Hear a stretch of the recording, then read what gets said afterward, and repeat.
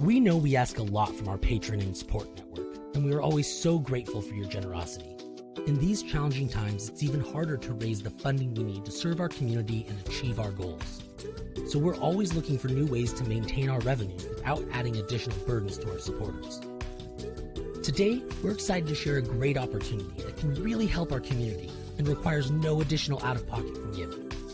We've partnered with the Liberty Company Insurance Brokers and their Liberty Cares program. Liberty Cares is simple. You already make monthly payments for your insurance needs, whether it's auto, home, or for your business.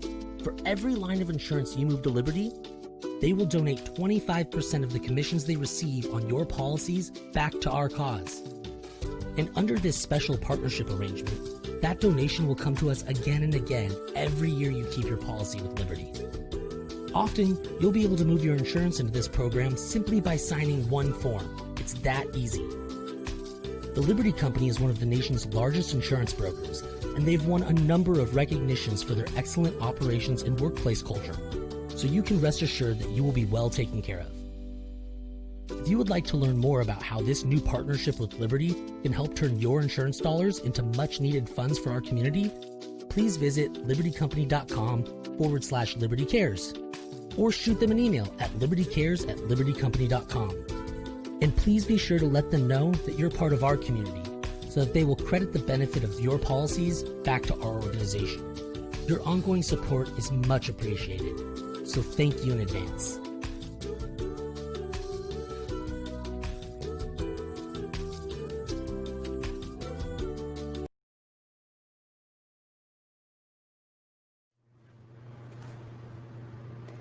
Hey, hello everyone. Happy Tuesday. Oh my gosh. We have too much fun We're doing already this. punchy. We're being too zany. We're being too zany. So welcome to another show of our check-in with mental health, wellness, and well-being. And I have a really awesome show today. And it was actually inspired because the Brady Bunch of Autism has a new baby. And look how quick I snap back, right? You look awesome. No. Actually, we have an amazing dog, little girl who has joined our center family and our family. Eventually, God willing, she's going to be a part of the center, and she's going to help us bring in a new element of therapy to the center, and therapy and joy. But we're all about calming, and we have our fish tanks. We have Puff the magic dragon. So Panda, which is a lizard, right? I'm a sorry. Creepy lizard that not everyone likes. I'm by the way, probably not saying that right. I don't know if I think she's a bearded dragon. Yeah, she's a bearded dragon. But the kids love having different animals, and this particular breed is really, really gentle. She's a sheepadoodle, mostly Old English sheepdog, and has that poodle element to her to give her some. So our kids who have allergies, hypoallergenic, right. But today's very special because we're also having an amazing mom, an amazing spokesperson for the special needs community, good friend of mine, Dawn Hamilton, who has been through the whole process, and it has helped her own family immensely have this wonderful support dog. And we're going to bring Dawn Hamilton on in a few minutes. But what we really want to say too is that support animals can come in all shape and sizes. You know, here at the center, I know that you're very ocean oriented, water oriented. And so we have fish tanks pretty much in all of our rooms. Mm-hmm. I think all of our rooms. Did you see Matt's post the other day, by the way? He said, I was totally against getting fish, and now he's obsessed. And all the fish are having babies. That's all he talks about. But, you know, a fish tank, when you gaze into the water, I think they even did a study that it really lowers your heart rate. It really calms you down. You see the fish gliding through the water. We're just sort of fascinated by watching the motion of the water and how calming that is. And then we also have the bearded dragon. So some people just enjoy watching that. It slows you down. I myself am a bird person. I used to have birds. Well, that's next on the list. I mean, a lot of the kids have asked for that. All about the birds. The noise and the smell is one of the reasons why. I just realized, looking at our monitor, that Dawn has her beautiful daughter with her. So let's bring Dawn on, because I want to. I don't want them to wait. So okay. I just realized, Dawn. Hi, Dawn. Hi. It was dark on this side, and now I'm seeing that Emmy is on with you, and so let's get to it. And can you please, for our audience, explain about your family and your particular situation? And I want to hear about you and your new position as special needs warrior mama. Thank you. Well, thank you for having me today. Yes. I'm Dawn, and this is Emerson. And I know you refer to her as Emmy, and many of her friends do. But just this weekend, she declared her preference as Emerson. Okay. Well, hi, Emerson. Nice to meet you, Emerson. Finally. So 4th grade, she's making her mind heard. Emerson is 9 years old. She's in 4th grade. She has cerebral palsy. She went without oxygen at birth, which led to her cerebral palsy diagnosis, which essentially for her means that her body doesn't do exactly as she wants it to do. It's an orthopedic impairment. But she is a smart, sassy 4th grader and is into all the things that 4th graders are into right now. She loves Harry Potter. She loves swimming and riding her bike. She's very into makeup and her mani-pedis and spa days with friends and all of that sort of stuff. And Emerson, I mean, I don't know if you want to mention the school that your daughter goes to. That's kind of private, but she goes to a very special school that I personally tried very hard to get Eddie into and could not. But it's the model that I wish all schools, took after, because it's so amazing. I mean, you can explain it better than I can, Dawn. Yeah. So when Emerson was born, obviously we were thrown into a world without a manual, and she's our first and only child. And so we started out getting all kinds of therapies and services at home, and it all revolved around, physical therapy and occupational therapy and developmental therapy. But as an only child, she wasn't getting any kind of socialization. And I didn't feel comfortable taking her out into the world to regular mommy and me classes, which would have just broken my heart and also, just not been appropriate for us. And I did a lot of research, and I found the Chime Institute. And they have an infant toddler program, birth to 3, which is inclusive, and it integrates kids with disabilities with typical peers in kind of an early ed program that's almost like Mommy and Me. I would go with her once or twice a week, and it was very play-based. But so she was amongst peers with and without disabilities, with the support of a special ed teacher, a speech and language pathologist, a physical therapist, developmental, people who were well-versed in developmental strategies. And it was awesome. It was great for her because she finally got that socialization. But the fact that it was fully inclusive, she started with that from the very beginning. And that's all I really knew from the beginning. Awesome. And from the infant toddler, she matriculated into the preschool program through the Chime Institute. And once that was solidified, I knew there was no other route that we wanted to go. I was very adamant and only threw that out into the universe. And we were lucky enough to win the lottery, literally. And it is. It's literally like winning the lottery. It's so frustrating, though, because as you know, I mean, there's so many of us. Yeah. And I just don't understand why there aren't more schools like Chime. I mean, I'm sure there's a million reasons, but those reasons don't mean anything when there's so many parents that could benefit from that kind of a school model. It's very frustrating. I just don't understand it.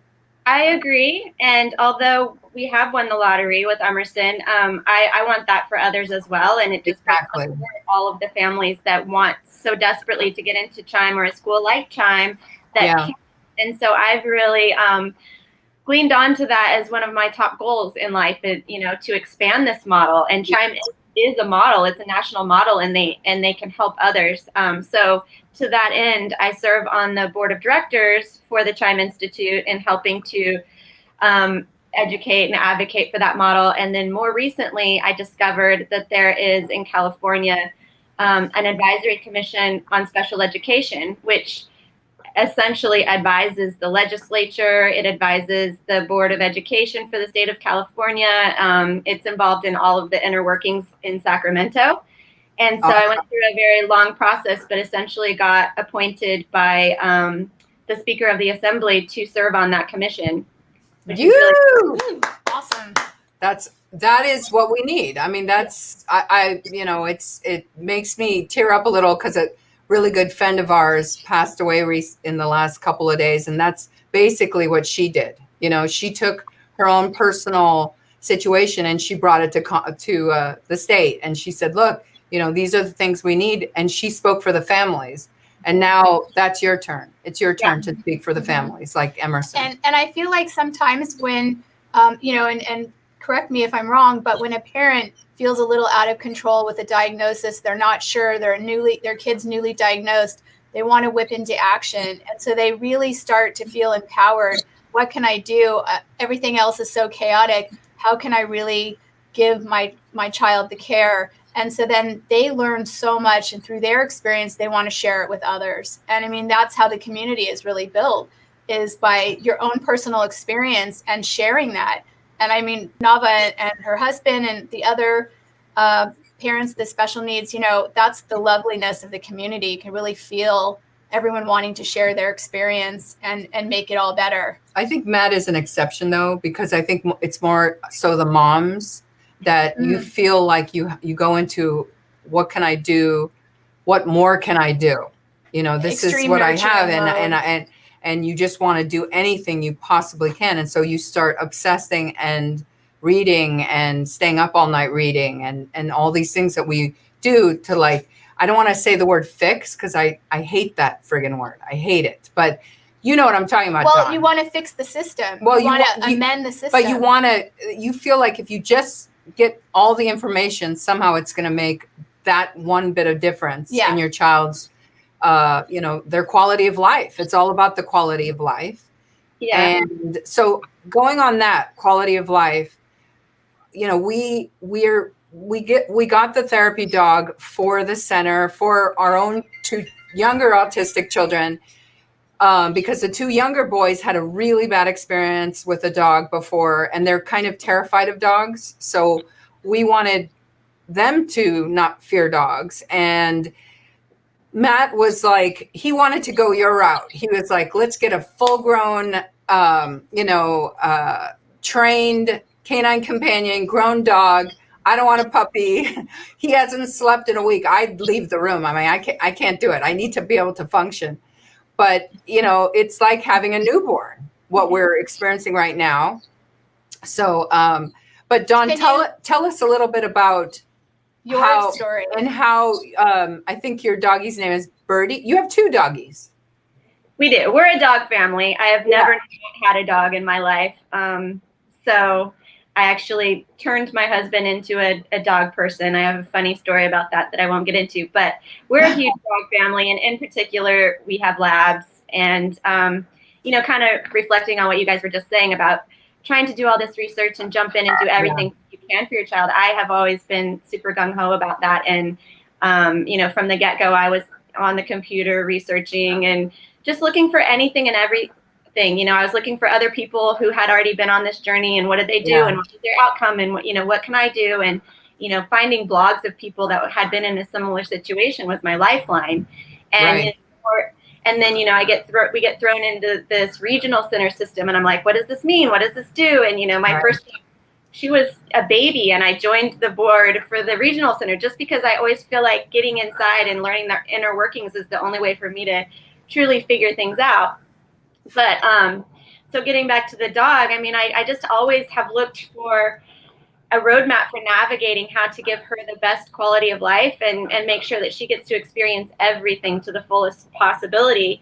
And in everything I find, I'm always wanting to share that with others because I know how important that is. And that's how her Instagram and social media has come about to be, to share that story. And the same with the dog. So, one thing in having dogs and being a dog family, we've always had them around her and they're sweet with her, but they didn't have that extra special connection bond where, they were trained to get up really close to her or to hang out longer with her, that she needed more time to actually get her arm to work to come around and pet them. They'd be long gone by the time her arm would come around to pet them. Yeah. And then just having the ability to take an animal with us for all the stuff that's not so fun, for going to therapies, for going to doctors, if you get stuck in the hospital, all of that sort of stuff really was really inviting to me. And so in my research, I found Canine Companions for Independence and found that they weren't too far away and just kind of went that route. And it has been the most amazing thing ever. I mean, this dog brings more to the family than I ever could have imagined. I mean, she's magical. And I would say that one of the biggest things I didn't realize that is one of the key things that I love about her for us is the bridge, the social connection that we get from her. We used to go out in public and people would stare or look away or turn the other direction. And now kids and families, and they run up and they want to know about Birdie and talk to her and talk to us. And it's no longer about, oh, what's going on with that kid in the wheelchair? What's wrong with her? It's like, oh, hey, you have a cool dog. Yeah, exactly. And it creates that connection. And I've seen pictures of her at school. And all the kids are, I mean, they're very like, Emerson and Birdie are like the cool kids and all the kids are kind of around them and everything. But what do you notice? Can you give us some stories? Share some stories with us about the interaction between your daughter and her first sister? Well, I'm going to show you an example. Come on, Birdie. Pretty. Are you a boy or a girl? I think Birdie's a boy. Oh. She's a girl. Oh. So look at that baby. This is Birdie. This is a command called lap. It's hard to see, but she's up on Oh, that's beautiful. Yeah. And just Emerson gets all this physical touch that she didn't really see her smile. I mean, this Emerson asked for lap. She uses Emerson is loving it. Yeah. She asks for this command all the time, lap. What an angel. That's beautiful. So this is a good one. Another one she does is called visit, where she literally lays her head in Emerson's lap. She doesn't get all the way up. But so there's fun stuff like that just where she gets, the closeness and the cuddling and that fun stuff. But she does really helpful stuff too. I've always got my hands full with a wheelchair and a million things in my hands, and she can help open doors. She can pick things up that I need. I mean, I literally have her hold things. Like I'm putting Emerson's shoes on in the morning and I'm like, here, hold this. And she'll hold it. I love that. Look at your daughter, big smile. So Dawn, let's be realistic to our listeners. It's expensive and it's a process. But I know I mean, especially if it's a situation where it would really change the quality of life for a special needs child. There are so many fundraisers and grants and so many opportunities, but it was a big process for you to get Birdie. Canine Companions, did they make you train with the dog and can you tell us a little bit about the actual process? Yes. Well, first to clarify, not all organizations charge for a fee, and Canine Companions for Independence doesn't charge 1 cent for their dogs. You go through a pretty extensive application process, and you do have to commit to a pretty extensive matching and training process, but it's all free of charge. Wow. Including staying on their campus for the 2 weeks that you go down and match and train with the dog. Mm-hmm. What's really unique and special about their program, in addition to the fact that it's no cost to the recipient, is that they do go through this very extensive interview, matching, and training process. So you literally get a dog that is just like the perfect match for your family. And I can't even explain how magical it is when you go through that process. And the dog literally picks you and you pick them. And it's just like all the dogs are trained the same and they know a lot of the same stuff, but it's like finding your boyfriend. You know what I mean? I mean, it's also like the Harry Potter, the sorting hat. Yeah, that's true. Yeah, right. But also, and not just within the special needs community, I'm a licensed marriage family therapist, and a lot of my clients during the COVID have adopted dogs because they really feel like they've needed the emotional support. And, these are adults that just feel like they really needed to bring that beautiful energy into their home. And, especially if they have the social disconnect. Yes. Just to have that touch of the doggy getting up on Emerson's lap. So many of our teens and adults, especially the autistic community, they're really feeling this social disconnect of not seeing their friends and their family for so many months. And I really wonder, I wish we had statistics of how many people have fostered dogs right now or adopted dogs. Even my clients are fostering cats because they really want that connection. But also the sound and the touch. Like you said, your daughter puts her arm on, Birdie. Yeah. And I don't get any work done now that they brought Panda here. I just want to go play with the dog. I'll be in my office and I'll be thinking about this beautiful little dog that you'll see in a minute, this gorgeous little puppy. And I just want to go play with the puppy because I'm craving that, Yeah. So how are you guys doing, Dawn? How are you guys doing in this crazy, it's been, at first it was a 2-week lockdown. Now it's 6 months later, almost 7 months. Yeah. Done a year. It's rough, but I feel like nobody is better equipped to handle it than our special needs families. I mean, we essentially have to go in lockdown, in the winter when it's, she's sick, or we were in lockdown her whole first 3 years of life, pretty much, you know what I mean? Because we couldn't go anywhere and we couldn't do anything. And so it's like, it sucks, but I think that we just have this kind of perspective that we know that this is just a moment in time and we'll come out the other side, and we just have to do what we have to do right now. And so we're getting through it, and we're really thankful we have a swimming pool and a big backyard and dogs. I know. We were talking, Dawn and I were talking the other day because we both love to swim, and my pool, you can't heat it. And so I've been taking these cold plunges. Now it's going to get boiling hot again. So we're swimming all the time. Yep. But it's, there's the mental health quality of for us. It's like there's no comparison. You can't beat the swimming. But Dawn, I also want to remind you and remind everyone out there that because everyone's having this extra stress, this uncertainty, anxiety, whatever, we have telehealth, we have in-person, we have sessions going on right now. We started bringing people to the center to be seen live, safely though, but it's important because some of the people in the community, video just wasn't really cutting it. Yeah. So if families, I know you have your finger in a lot of the different communities, let them know we have counseling, we have mental health support for the entire family, not just the individual. So if it's the grandmother or it's the father or if it's the typical sibling, we have that available for our special needs community. And one last thing, tell us the website that you just mentioned, because there's so many families who could benefit from a therapy dog, but they think, like I mistakenly thought, that it was a $25,000 endeavor. So what is the name of that wonderful organization if people want to be considered for that incredible gift?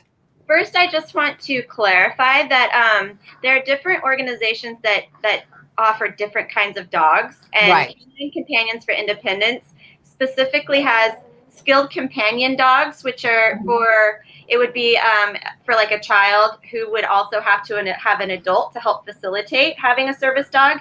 That's what Emerson has, is a skilled companion.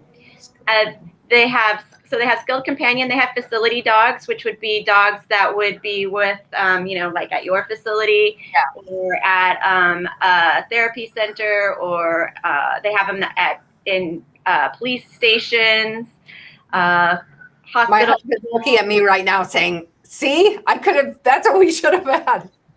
And then they also have dogs. Yeah. He's in the room with the dog. It's canine companions for Independence. Can we put that up, producer? His hands are busy. My He hands are a can't. He little can't Okay, even. his hands are busy. He has Panda because we're going to bring Panda up next. And she's But a handful. Dawn, thank you so much for coming on. And I know we all have a busy night tonight. We're all going to be riveted to the screen. But I miss you guys, and I wish that I'm still waiting for you and Elena and I to go out and get that drink. So one day, again, we're going to all be hanging out and having girl time again. I hope. Yes. I pray. Thanks for having me so much. It was so nice meeting you, Emerson. Bye, Finally. Emerson. I'll never call you Emmy. Now you're Emerson to me. Hi, Dawn. See you guys. Bye, Dawn. Congratulations on being the representative for all of us. Thank you. Bye, guys. She's awesome. That was just, I wanted to see more. Yeah. I know we're on camera and it's really hard, and she's, got the camera going on, but that was just those two You examples. have to follow Emmy on Instagram, because it's so wonderful to see daily how Birdie has really not just changed Emerson's life, but so many kids at Emerson School, and really, like Dawn said, brought that social aspect to her. Well, now for the big moment, the unveiling. Of Panda Rose Asner Paskowitz. Thing off. She's cuter with that. Oh, that's the only way to I'm already a stage mom. She's a stage mom. Oh my sorry. goodness! So Here we're bringing is, on our everyone. producer Matt Asner and Ooh, Panda Rose. pick her up. That's not a good angle. Son? It's not her best angle. There she There is. she is. Oh, she's gotten big in the last week. Yeah, She's getting big. Boy. she sees her mommy. Hi, boys and Panda. girls. So Pandy is she's still a little bit nippy. She's just a baby, but she is she's such a teething, sweet right? girl. She's such a sweet she's girl. very Yeah, she's interested only right 10 now. weeks old. So how old is she right now? 10 weeks. 10 weeks. 10 weeks. She's very 10. interested in a treat that I'm not giving her. Oh, good. Behavior reward. Yeah, when she gets through this, I'm going to give her a big treat. So here she is in all her glory. Everyone has been dying to meet Panda. So there's Sweet. Panda. She's getting a terrible angle though. You see Really? that? Yeah, you got to hold her up. Do you want us to hold her? Should we hold her? Oh, there we go. There Oh, you there go. she is. Oh my God, In she's all her gorgeous. glory. Candy. So just- Aw. Just the mere fact that this is me, my psychology here. Just the mere fact that she's in here, our brain is just going to the happy Yes. place. Well, just looking at her. Have you ever had a stuffed animal called the Gund? Oh, maybe. No. I used to collect them, and they had these floppy dogs. Oh. And I collected the floppy dog in white, in brown, and in black and white. Oh, and this dog, I saw a picture of a sheepadoodle like 10 years ago. And that's And what I was your like, oh my dream God, was? that looks exactly like my stuffed animal. And she really does. Because that just seeing her and knowing she was coming on the show is just making us happy. Our brain is Yes. just going, it's lighting up in the reward center. Just so you know, in a year, Yeah, she's going to be she giant. will be 100 pounds. Yeah, her Well- parents were both, the dad was 110 and the mom was 90. So Well- she's going to be a big girl. Yep, we'll bring her. Well, she's going to be well trained in a year. She's going to be well loved, and we're going to have her here at the center. That's an extra perk. So in a year, we'll do another show. We'll do another show, Yes. And I'll have her on my lap. and I'll interview you guys and see what you're 100 thinking. pounds on my lap. She's beautiful, and you can tell how much she's loved right now. She is. She's so She's so connected loved. to you guys. She's so loved. She's staring at you, which is a great. No, I know. She knows I'm who's her the mommy. boss right now. I'm definitely not the boss. He's the boss because I I'm give the boss, in. She's the fun person. I'm the You're the Disneyland playmate. mom. Yeah. Oh, got it. Well, Everyone else, actually. Everyone else has lots of fun, No, except for me. He's the I'm the knight. taskmaster. He's the one who puts her in the crate at night. Aw. I'm And the mean guy who You're puts the her in the mean guy. crate. oh, You know. Well, thank Well, you guys so much thanks. for joining us on our special special therapy dog. Animal therapy, and we talked about earlier. It could be any little creature, anything that brings you joy. That, some people love the snakes. I don't get it, but anyway, it's what brings you joy. And look at this beautiful face over here. And calming in these anxiety-filled days. It reduces anxiety. It's incredible. Appeals to the senses. So we'll see you next Tuesday. Thank you guys so much. Bye. Stay safe. Stay healthy. Let me have her. You are still on. Bye-bye. One of the things I'm most proud of is our mental health department, where we provide low-cost counseling to special needs individuals and their families. During times like this is something that everyone can use.